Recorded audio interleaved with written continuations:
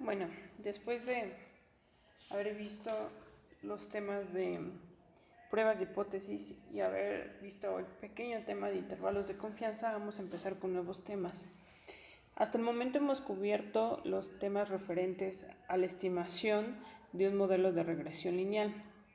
Como vimos al principio, vimos el modelo de regresión lineal simple, después vimos el modelo de regresión lineal múltiple y vimos el método de mínimos cuadrados, que es el que nos ayuda a poder obtener las estimaciones de un modelo de regresión lineal, tanto en modelo simple como modelo multivariado o modelo de varias variables.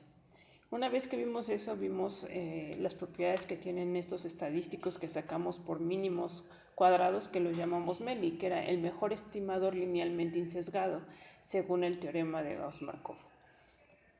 Una vez que vimos las propiedades de estos, vimos que es el estimador con varianza mínima, hicimos la demostración de eso.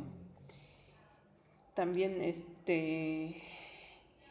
vimos otras propiedades de estos vectores de coeficientes y vimos pruebas de hipótesis para poder decidir si estas estimaciones que estamos haciendo son estadísticamente significativas en el caso de que estamos igualándolo igual a cero, es decir, que si están aportando algo a mi modelo o son iguales a otro valor, para saber, por ejemplo, en temas de economía o de finanzas, si son iguales a un valor específico.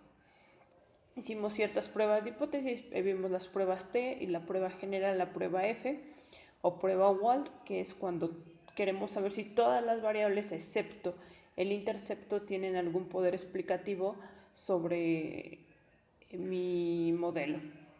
Y por último, hasta el momento hemos visto el intervalo de confianza, que es solamente ver entre cuánto y cuánto va a estar mi valor beta.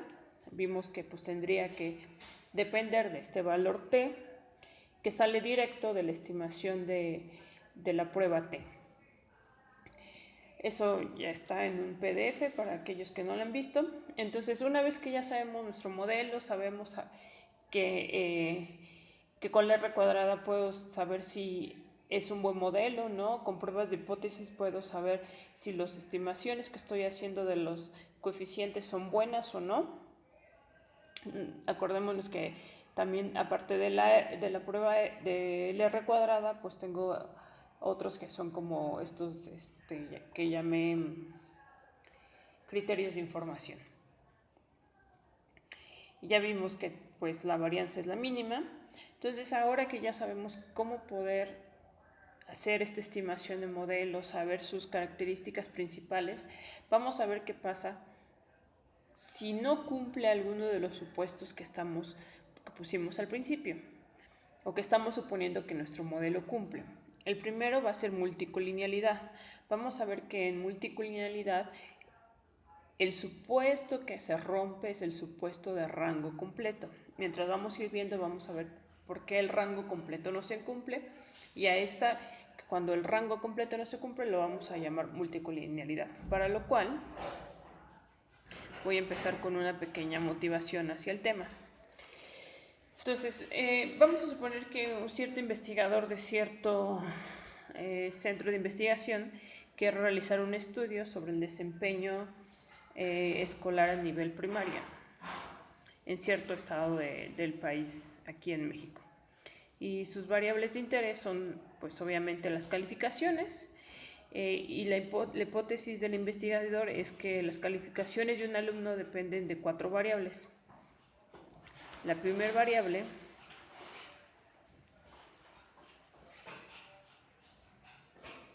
pues es,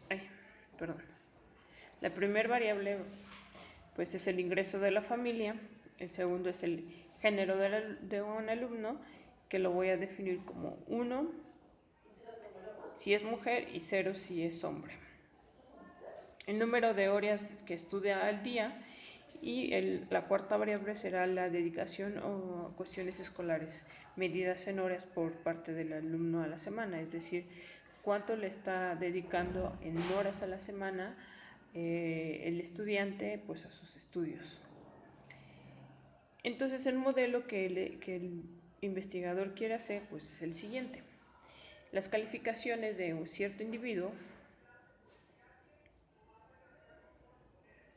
aquí están, las calificaciones de cierto individuo, lo puse como cal-i, que acordémonos que es pues de cualquier individuo, dependerá de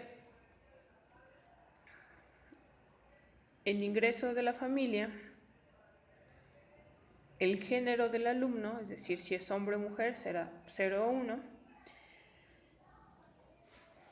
el número de horas estudiadas al día y el número de horas dedicadas en la semana a los estudios, más cierta constante.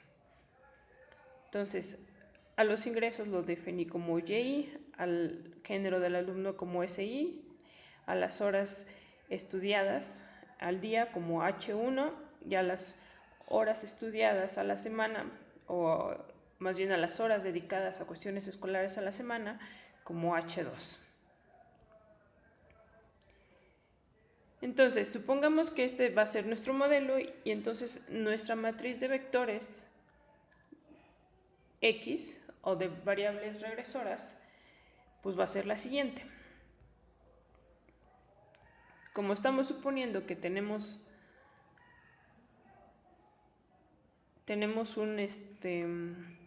una constante, pues nuestra primera entrada van a ser puros unos. La siguiente van a ser todos los ingresos de todas las familias de los niños que están en el estudio. La siguiente será su género. Será columnas de ceros y unos, 0 si es hombre, 1 si es mujer. El siguiente son las horas estudiadas por el alumno. Supongamos el individuo 1 o el niño en la investigación, el primer niño que se le ha introducido esta investigación, tiene 0.5 horas de estudio al día, mientras que las horas dedicadas a estudio a la semana es 3.5. El siguiente niño tiene 2 horas diarias de estudio al día, mientras las horas dedicadas en cuestiones escolares a la semana son 14. Mientras el enésimo niño, aquí estos no van, el enésimo niño tiene 3 horas estudiadas al día, mientras las horas dedicadas a cuestiones escolares en la semana son 21. Si podemos ver aquí como que en estas últimas dos existe cierta relación. Una relación que hace que la variable H2, que es la última columna, es igual a 7 veces H1, que es esta columna. Entonces, existe una cierta relación entre esas dos variables. Entonces, el investigador va a tener cierto problema, ya que la variable H1 y H2 corresponden a la misma información. A este problema se le llama el problema de multicolinealidad, ya que estas dos variables, H1 y H2, miden lo mismo, aunque tienen nombres distintos, pero están midiendo los mismos. Están midiendo las horas estudiadas. Podría haber tomado alguna de las dos, podría haber tomado las horas estudiadas al día o la dedicación de cuestiones escolares en semana. Solamente una de las dos, no las dos. Vamos a ver por qué no las dos.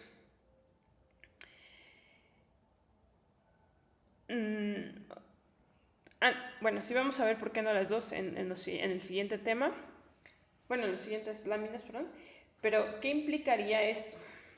Esto implicaría primero que no existe una dependencia lineal, no existe una independencia lineal entre las columnas de la matriz X.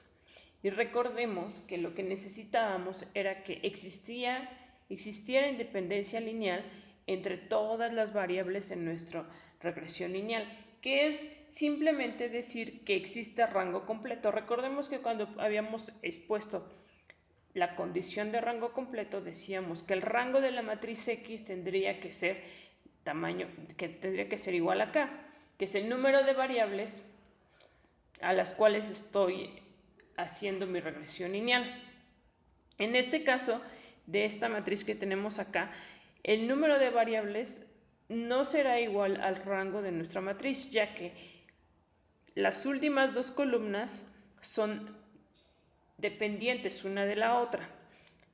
Entonces, en este caso no tendríamos un rango completo. Entonces, por eso estamos diciendo que la condición de rango completo se está violando, y a la hora de violar esta condición de rango completo, pues se le llama multicolinialidad.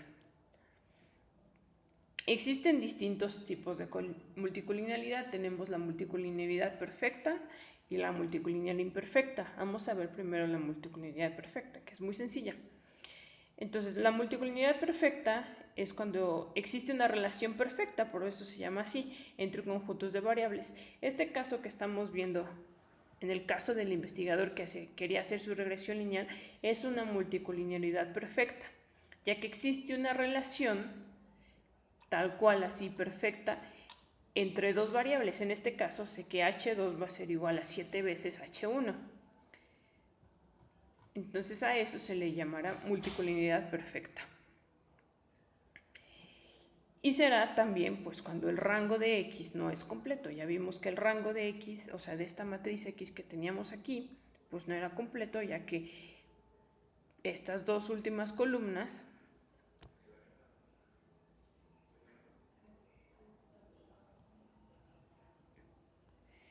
que tengo aquí, los voy a poner de otro color. Estas dos últimas columnas son dependientes una de la otra, entonces no existe rango completo en esta matriz. Entonces, en la multicolinialidad perfecta tenemos dos implicaciones. Uno, existe una relación perfecta entre ciertas variables, y además, que es consecuencia de lo primero, no tenemos rango completo en nuestra matriz.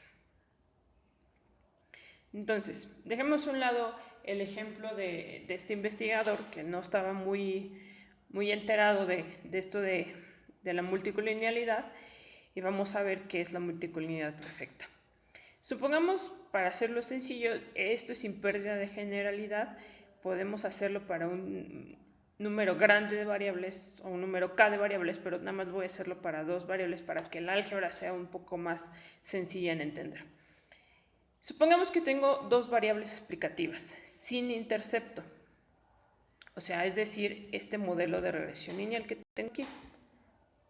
Perdón.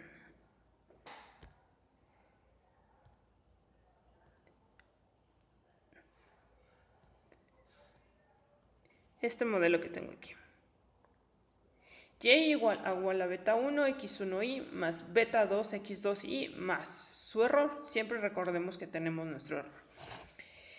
Tengo esa regresión lineal con dos variables, y además existe cierta relación lineal, ya que existe, vamos a suponer la multicolinialidad perfecta, existe cierta relación lineal entre x1 y x2, de tal forma que mi matriz de variables explicativas x pues quedaría de la siguiente forma. Recordemos aquí que no tengo intercepto, entonces no tendría aquí una matriz de puros unos. Entonces solamente voy a tener mis entradas de x. Entonces tengo la primera entrada del x1, desde el individuo 1 hasta el individuo n. Individuo 1 hasta el individuo n. Y en la siguiente columna, la x2 tiene cierta relación con la x1. Entonces, x2 tendría que ser igual a c veces x1. Con c cualquier constante, la que queramos. Puede ser 2, 3, 4, 1.5, cualquier constante que queramos en los números reales, no importa. Lo que importa es que existe esta relación. Entonces yo podría escribir la columna de las x2, esta es la columna de las x1,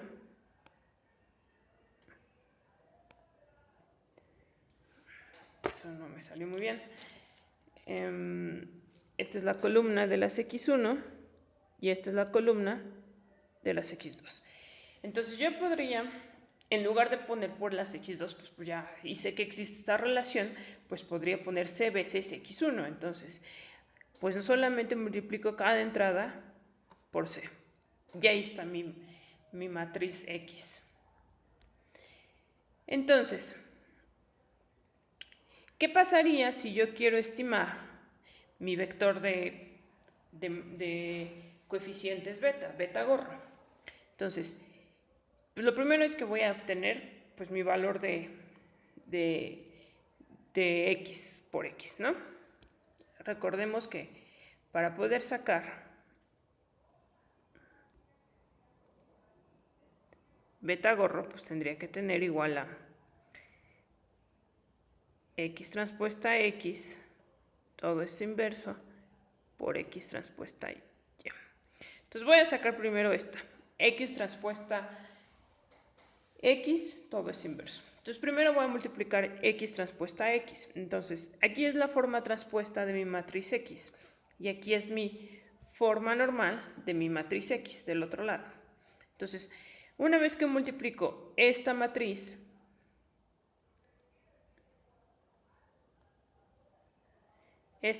que tengo aquí por esta matriz, pues ya simplemente multiplico, hago la multiplicación por matrices y tendría en la primera entrada, pues bueno, para empezar me tendría que regresar una matriz de 2 por 2, ¿no? Entonces en la primera entrada tendría esto, que son las sumas al cuadrado de las x1. En la siguiente entrada tendría c veces las sumas al cuadrado de las x1. En la siguiente entrada pues tendría otra vez c veces las sumas al cuadrado de las x1 y en la siguiente entrada tendría c veces al cuadrado la suma de las sumas al cuadrado de las x1. Es sencillo, álgebra, ¿no? O sea, simplemente multiplico, hago multiplicación de matrices. Entonces aquí lo puse, ¿no? Recordemos que beta gorro es igual a x transpuesta a x inversa a x transpuesta a y. Ya tengo x transpuesta a x. Es esa matriz que acabo de poner aquí. Ahora, yo quiero saber cuánto es el valor de x transpuesta x inversa. Pues esto ya es un poco más fácil porque pues ya es una matriz de 2 por 2. Entonces puedo usar esta especificación de una matriz inversa, que es la determinante de la matriz por la adjunta de la matriz. En este caso sería 1 entre el determinante de x transpuesta a x, que lo tengo aquí, por la adjunta de x transpuesta a x. Pero tengo un problema. Cuando yo hago el determinante de x transpuesta a x, eso me va a dar igual a 0. Si yo hago la determinante de esta matriz, pues tengo que es la multiplicación de esto y esto, pues sería c, la suma, c cuadrado a la suma de x y al cuadrado, menos, pues otra vez c cuadrada, y todo esto al cuadrado, la suma de las xy al cuadrado, todo esto también al cuadrado. Entonces, esto será igual a 0. Entonces, mi determinante de esta matriz que tengo aquí va a ser igual a 0. Entonces, eso me hace imposible el cálculo de mi vector beta, ya que no puedo hacer el cálculo de esa matriz inversa. Entonces, parece ser que cuando me enfrento a multicolinialidad perfecta, lo primero que va a ocurrir es que ni siquiera voy a poder yo estimar mi beta gorro, mi estimación de coeficientes. ¿Por qué? Porque mi determinante de mi matriz, en este caso, va a ser igual a 0. Este es el caso sencillo de una matriz de 2 por 2. En una matriz más grande, con más variables, va a salir lo mismo. El determinante no se va a poder estimar por una aproximación así, por una fórmula así. Hay ciertos programas estadísticos que lo que hacen que cuando se enfrentan a multicolinialidad perfecta, en lugar de recurrir a la forma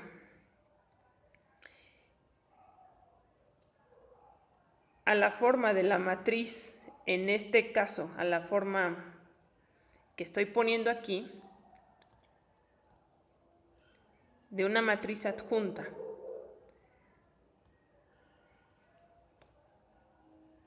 De uno entre el determinante de una matriz adjunta, o sacar, como ustedes hicieron en la tarea o en su examen, la inversa de la matriz X traspuesta a X, y no pueden sacarla porque no existe, así en forma algebraica, lo que hacen son aproximaciones numéricas de esta matriz inversa. Entonces, dentro de ellos, ya con modelos más sofisticados, los programas lo que hacen es sacar pues esta matriz inversa, aunque exista multidimensionalidad perfecta. Pero lo bueno que tienen estos programas es que, aunque lo estén estimando, tienen ciertas leyendas que ponen los programas estadísticos que dicen que hubo un problema para sacar esta vector beta gorro, para poder obtener el estimador de beta gorro, ya que existía un problema con la matriz inversa. Entonces, ¿existen programas estadísticos que obtienen cierta beta? Sí, cuando existe multicolinialidad perfecta. Pero ponen ciertas leyendas para que nosotros tengamos en mente que existe multicolinialidad perfecta, lo cual me va a perjudicar mucho en mis estimaciones de beta, ya que no voy a tener la mejor aproximación a este beta gorro que voy a tener, sino solamente tengo un tipo de aproximación lineal con un método numérico que no va a ser el adecuado para obtener mi estimación adecuada. Entonces, existen ciertos programas que hacen eso. Existen otros programas que ya por default, para que el usuario no esté usando alguna estimación de beta gorro que a lo mejor no es la adecuada, lo que ponen es ya un mensaje que dice: esta estimación no se puede hacer. Entonces, si no se puede hacer la estimación, lo primero que viene a la mente es que estoy teniendo un tipo de multicolinialidad perfecta. Entonces tendría que revisar mis datos, ver si existe alguna relación entre mis variables. La relación más sencilla pues es una relación de este tipo, ¿no? Que cierta variable depende linealmente de otra variable. Como en este caso puse x2 depende de c veces x1. Entonces, si ustedes no pueden sacar, si en algún momento están haciéndolo el cálculo a mano y no pueden sacar la inversa, es que a lo mejor teníamos algún problema de multicolinialidad, en este caso multicolinialidad perfecta. Entonces no es algo para alarmarse, sino simplemente hay que volver a regresar a nuestra matriz X y ver si existe alguna relación de este tipo. Si no existe alguna relación de este tipo, a lo mejor estamos haciendo un cálculo mal. Entonces es momento de recurrir a algún paquete o a algún software, a un paquete estadístico. Y si el paquete estadístico pues, nos dice que tampoco se puede estimar, pues entonces parece ser que nosotros no lo vimos, pero sí existe multicolinialidad perfecta. Entonces, pues simplemente con multicolinialidad perfecta no puedo hacer estimaciones, ya no pasé de aquí, ¿no? O sea, ya tuve que un determinante 0, no puedo sacar la inversa. Entonces, ya, no puedo hacer estimaciones. Multicolinialidad perfecta es tajante, no se puede estimar, entonces no puedo hacer nada más. No se puede estimar beta gorro, entonces no puedo hacer nada más. Vamos a ver el caso de multicolinialidad imperfecta. Es un poco más relajado el sentido de multicolinialidad perfecta, por eso se le llama así. Supongamos que en lugar de tener, en el caso que teníamos en multicolinialidad perfecta, teníamos que x2 era igual a c veces x1. En lugar de tener eso, voy a tener que x2 va a ser igual a c veces x1, pero más cierto variable uj. De hecho, lo puedo poner b, para que no nos confundamos con la u de nuestros términos de error. Entonces, cualquier variable b que tiene una distribución normal con media cero y varianza sigma cuadrada. O sea, es una normal bien centrada. Entonces, de hecho, hasta si quieren hacerlo más sencillo, puede ser una normal 0,1, una normal estándar. Eso no tiene mucha importancia aquí. Entonces, lo único que tiene importancia es que en lugar de ser esta relación perfecta que tenía, lo que importa es que ahora le está afectando esta variable aleatoria. Entonces, ya no es la relación perfecta que teníamos, sino ya tengo agregado algo. Entonces ya existe algo más que me está ahí afectando. Entonces, lo único que va a pasar aquí es que si sigma cuadrada es muy grande, entonces se verá reflejado en los cálculos de beta. Si sigma cuadrada es muy pequeña, entonces afectará al determinante de x transpuesta x. ¿Qué es decir? Que si sigma cuadrada es muy pequeña, o sea, un valor, supongamos 0.001, entonces esta variable no tendría mucha variabilidad, o sea, siempre estaría como en los valores cercanos en 0.001. Entonces, como no tendría mucha variabilidad, pues prácticamente estaría como en un caso como pues, de multicolinialidad perfecta. Entonces, no podría yo sacar el determinante de x transpuesta a x. Pero si sigma cuadrada es muy grande, supongamos que 100, entonces tendría de menos 100 y 100, pues estos valores estarían oscilando, ya que como está centrado el 0, pues entonces mi varianza tendría que estar como en 100 positivo y en 100 negativo. Recordemos que pues una normal pues es una campanita, ¿no? Por aquí lo voy a medio dibujar. Si recordamos que una normal es una campanita, esa no estará centrada, pero bueno, supongamos que aquí está el 0, pues entonces mi varianza pues tendría que estar como en 100 y 100 en este caso que estoy haciendo. Entonces, si eso es pues muy grande, eso se me verá muy afectado pues en los cálculos de Beta-Gorro. Vamos a ver más adelante por qué estoy hablando sobre los cálculos de Beta-Gorro. Vamos a hacer el ejemplo. Vamos a seguir con dos variables. Eso sin pérdida de generalidad, no estoy haciendo solamente para ahorrarme cálculos, para no estar llenando aquí toda la presentación.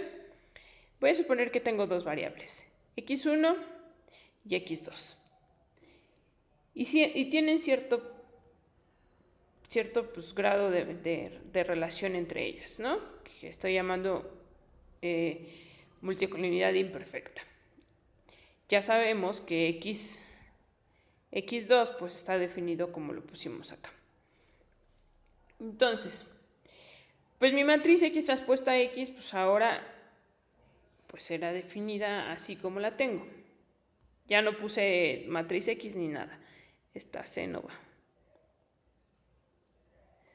Esa C no va. Todo lo demás está bien. Entonces, yo tengo que multiplicar x transpuesta a x. Entonces,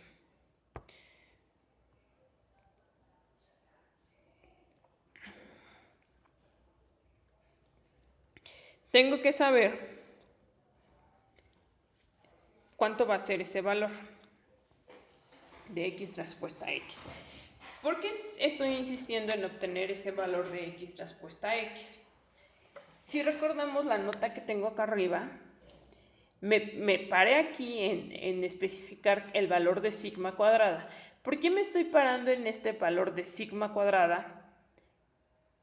Y tengo una nota especial para esta sigma cuadrada. Recordemos que sigma cuadrada pues es la varianza. Entonces, parece ser que lo que me va a afectar más bien a mi cálculo va a ser la beta-gorro, la varianza de la beta-gorro, ya que pues también si la varianza es lo que está afectando a los cálculos de beta, pues también afectará a la varianza. ¿Por qué no me meto al cálculo de beta? Porque pues aquí me doy cuenta que el cálculo de beta saldría muy sencillo y pues me daría lo que ya conocemos para dos variables, entonces no tendría ningún chiste.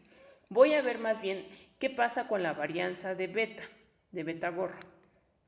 Entonces, por eso lo pongo aquí. De la nota de sigma cuadrada sabemos que esta afectará el valor de la varianza de beta-gorro. Es lógico pensar que el valor que se verá afectado será la varianza del estimador, es decir, la varianza de beta gorro. Y esa varianza de beta gorro es igual a sigma cuadrada x transpuesta a x inversa. Esta sigma cuadrada, recordemos que es distinta a la sigma cuadrada que tengo acá puesta, ya que esta sigma cuadrada depende de los errores naturales de mi estimación. Entonces, ahora sí, aclarado eso, y aclarado que lo que quiero ver es qué tanto la varianza está afectando esa relación imperfecta entre las variables, voy a sacar mi estimación de la varianza de beta gorro. ¿Por qué no saco la estimación de beta gorro como en el caso de la perfecta? Porque pues aquí no pasaría nada, o sea, simplemente si vemos los cálculos de acá, pues simplemente haría, pues diría, esta es igual a la suma de las xy más de la siguiente entrada, o sea, una matriz de 2×2. Eso le saco la inversa, la multiplico por x transpuesta a y, y si hago todo el desarrollo me saldría exactamente los estimadores de mínimos cuadrados que hemos visto en todo el curso. Entonces, no saco la estimación de beta gorro como en el caso de la perfecta, porque pues aquí sería simplemente volver a escribir la estimación por mínimos cuadrados y pues no tendría chiste. Más bien lo que quiero saber, ya que existe cierto problema con estas varianzas, pues quiero ver más bien qué me está afectando la varianza de mi estimador beta. Entonces, ahora sí, saco x transpuesta a x y pues me da este valor que tengo aquí. Esa x transpuesta a x, pues me da este valor. La primera entrada es x1 al cuadrado, la suma de las x1 al cuadrado. La siguiente entrada es la multiplicación de la suma de la multiplicación de x1 por x2. La siguiente entrada es igual la misma, la suma de la multiplicación de x1 por x2. Y la siguiente entrada es la suma de x2 al cuadrado. Entonces, para mi inversa, ya que es una matriz de 2×2 y para no complicarme uso la misma especificación que escribí arriba. Para sacar la matriz inversa voy a sacar 1 entre el determinante de x transpuesta a x por la matriz adjunta. Voy a ya ponerlo ahorita aquí como D. Voy a sacar la matriz adjunta. Recordemos que en la matriz adjunta lo que hacemos en caso de 2×2 pues es cambiar diagonalmente los órdenes y a las diagonales, estas diagonales, cambiarle en signo. Entonces, pues aquí no hay problema, son los mismos valores, entonces los pongo otra vez, les saco el menos y a los otros los cambio de lado. Ahora este será x2 y este será x1. Y el determinante de esa matriz lo tengo aquí escrito, que es igual a D, que sería x1 por x2, aquí lo tengo, la suma de x1 al cuadrado por la suma de x2 menos la multiplicación de esto por esto, que será la suma de x1 por la suma de x2, perdón, la suma de x1 por x2, todo eso al cuadrado. Ya ahí lo tengo.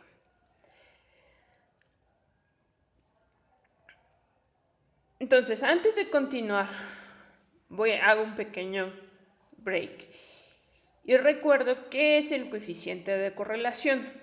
Supongamos que tengo dos variables. Mis dos variables son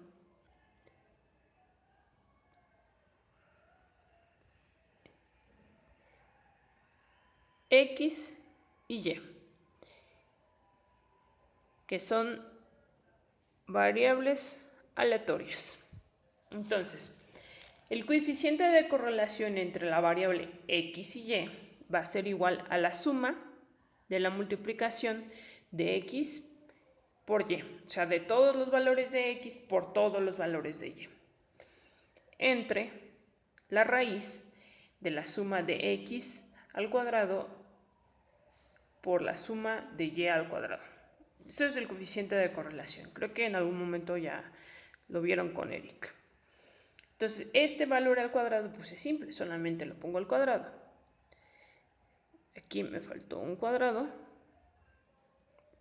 Sería la suma de x por la suma de x por y, todo eso al cuadrado, y quito pues la raíz cuadrada. Entonces ese sería mi valor. Eso nada más es un break para que ahorita lo recordemos, porque ahorita lo voy a retomar. Ahora sí, ¿cuánto será el valor de la varianza de, por ejemplo, beta 1? No voy a sacar la varianza del estimador, solamente voy a sacar ahorita la de beta 1. Entonces, la varianza de beta 1 pues sería sigma cuadrada por la entrada 1, 1 de esta matriz que tengo acá arriba.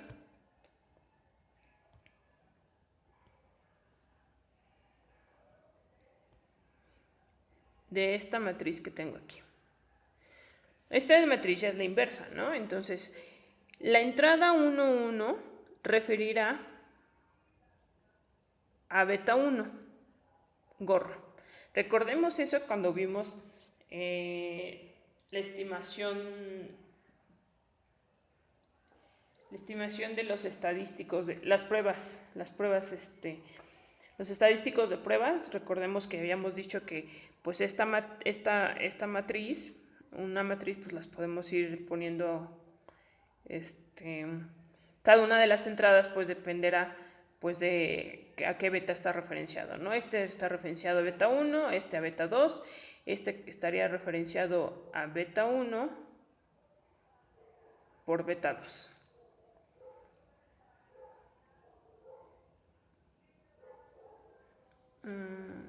Ok, lo pongo acá porque ahí no me alcanzo. Que es el mismo, estaría referenciado a beta 1 gorro, beta 2. Entonces, la primera entrada pues está referenciando a beta 1. Entonces, voy a hacer la varianza de ese estimador beta 1. Entonces, pongo sigma cuadrada. Recordemos que este sigma cuadrada es el sigma cuadrada de nuestros errores, o sea, de las U's, por la primera entrada. Pues la primera entrada de este vector x transpuesta a x inversa, pues será la suma de las x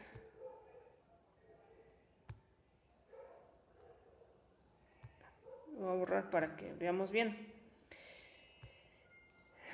La primera entrada pues sería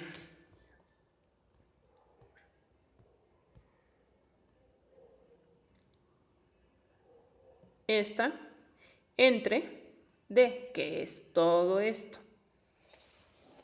Entonces, eso lo voy a poner aquí abajo. Entonces sería x, la suma de las x2 al cuadrado entre pues mi determinante, y lo tengo aquí.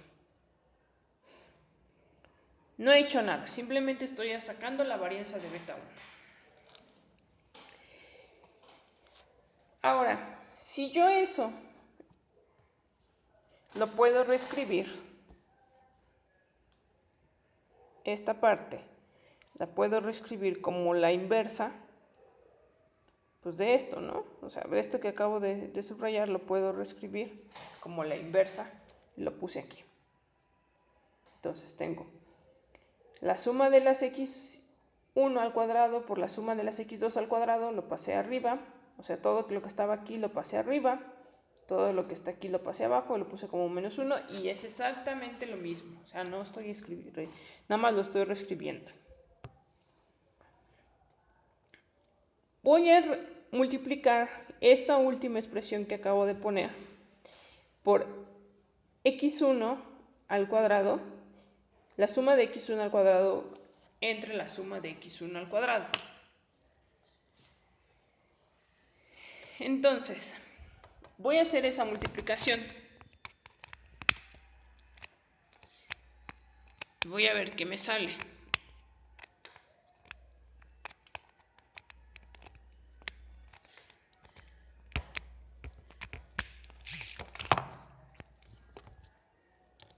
Entonces, si yo multiplico esta última expresión por este 1, vamos a llamarlo así, pues me quedaría lo siguiente.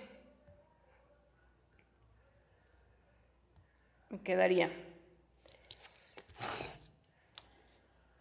como este x1 está multiplicando otra vez x1, pues ahora los puse así, como x1 al cuadrado. Luego puse x1, aquí está, esta suma. Y la suma, lo de abajo, pues aquí está. Entonces, voy a ponerlo de otro color para que lo veamos. Ay, no, esto no.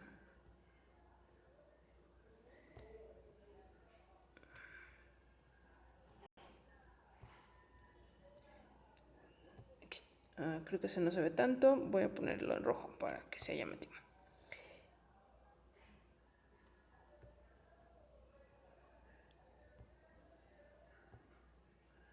Está. Estos que estoy aquí encuadrando,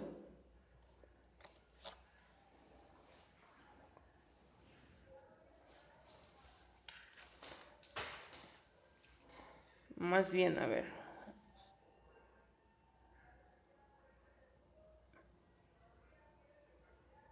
Perdón, me faltó uno. Estos. Otra vez. Estos que estoy encuadrando ahí,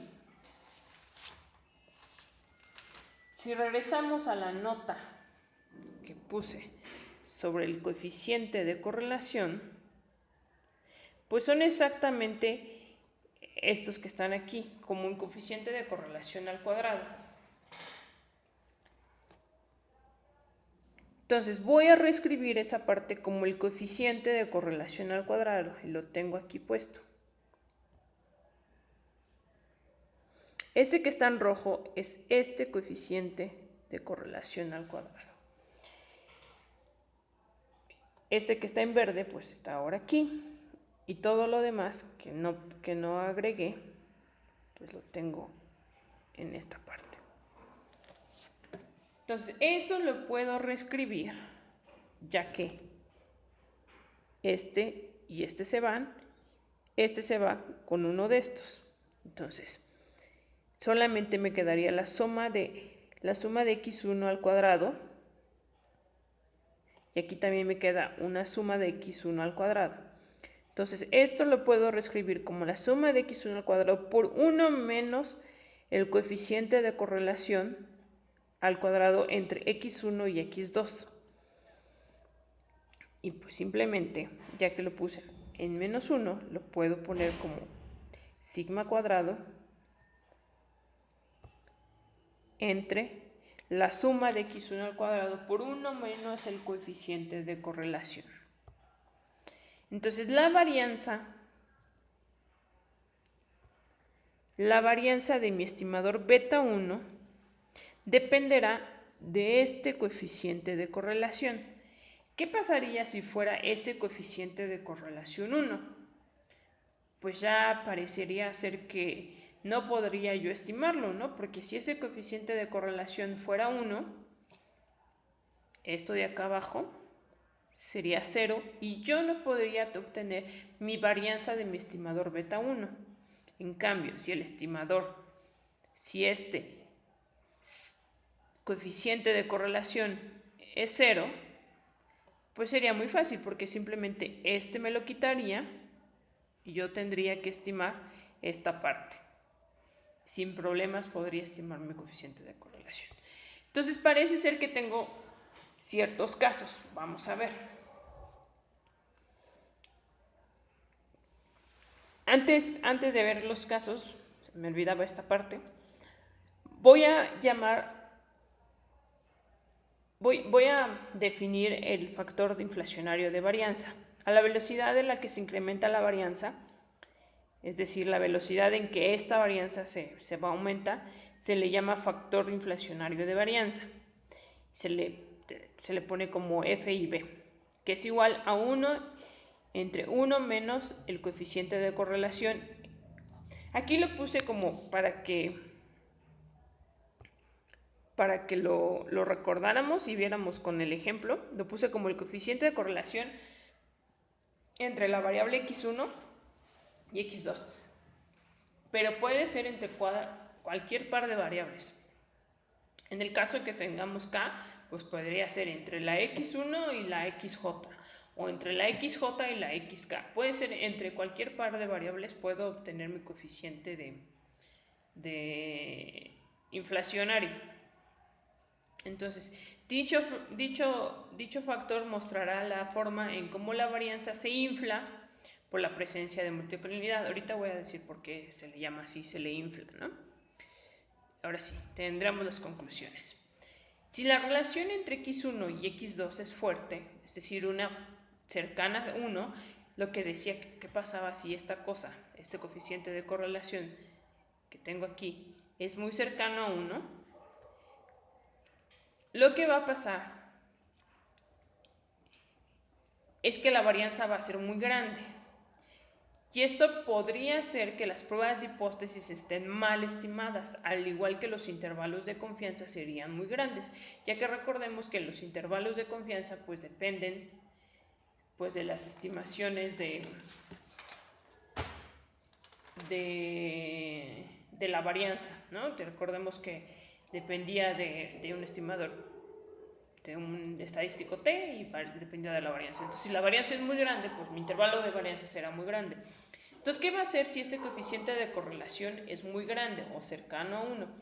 Lo que hará primero es que mi varianza será muy grande. Lo que hará después es que mi intervalo de confianza será muy grande. Eso me afecta así. ¿Por qué? Porque ahora, en lugar de tener un estimador con una varianza pequeña, pues tendría un estimador con varianza grande, y eso podría hacer que mi estadística de prueba no esté bien estimado, y en lugar de rechazar la hipótesis nula, no la pueda rechazar, o en el caso contrario, en lugar de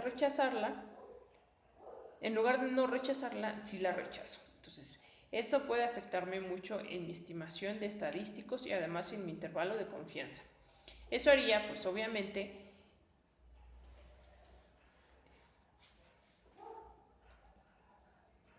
eso haría, esto está, creo que está al revés, más bien. Eso haría que mi factor inflacionario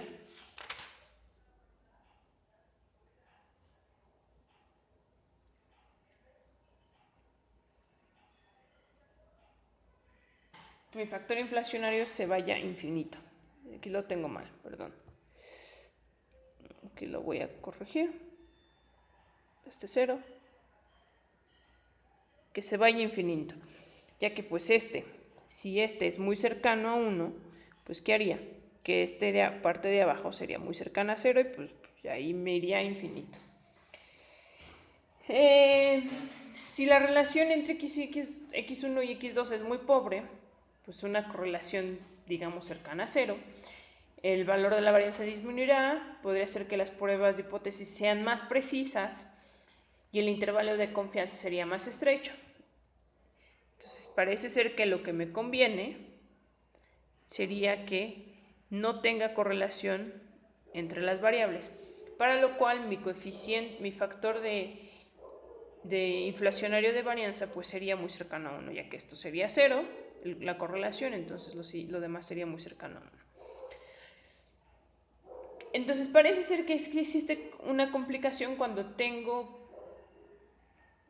pues estas correlaciones. Si son muy cercanas a 1, pues parece ser que no me conviene que sean muy cercanas a 1, ya que o me podría acercar a una multicolinialidad perfecta, que no me conviene porque en cierto punto no podría estimar beta gorro, y además si tengo mucha varianza, pues mis pruebas de hipótesis a lo mejor no son las más asertivas. Entonces necesito que la varianza pues sea mínima, que sea más pequeña. ¿Por qué necesitaría que la varianza sea pequeña? Pensándolo en retrospectiva, pues sería decir que si la varianza es muy grande, entonces parece ser que el teorema de Gauss-Markov no se podría cumplir, ¿no? Ya que recordemos que el teorema del Gauss-Markov lo que decía era que, pues, beta gorro es un estimador MELI, es decir, que el que tiene mínima varianza.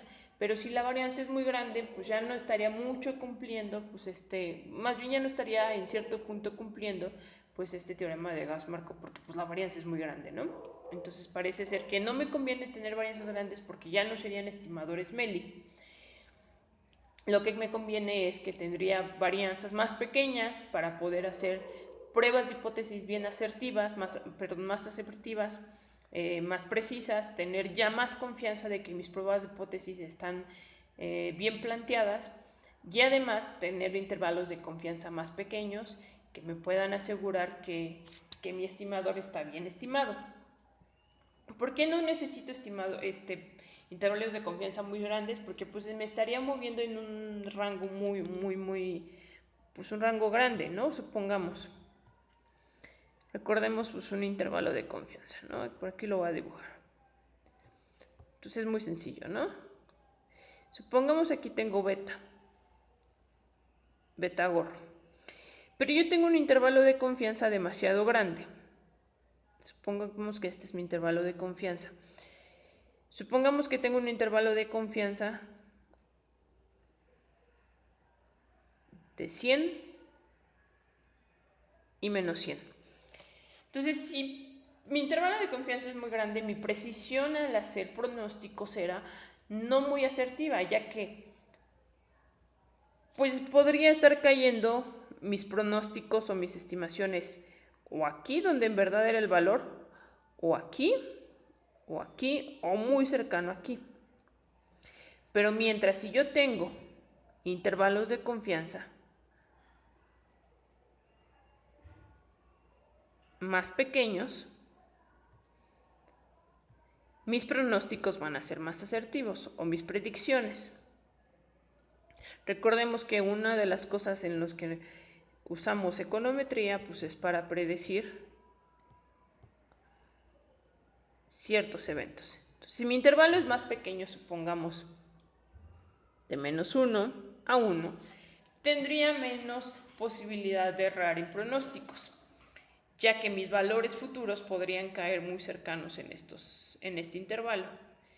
Mientras que si mi intervalo es muy grande, pues tengo toda esta posibilidad de menos 100 a 100 de caer en ese intervalo, ¿no? Entonces, pensando a futuro, pensando en una predicción o algo, pues esto sería un poco malo ya que tendría un intervalo más grande.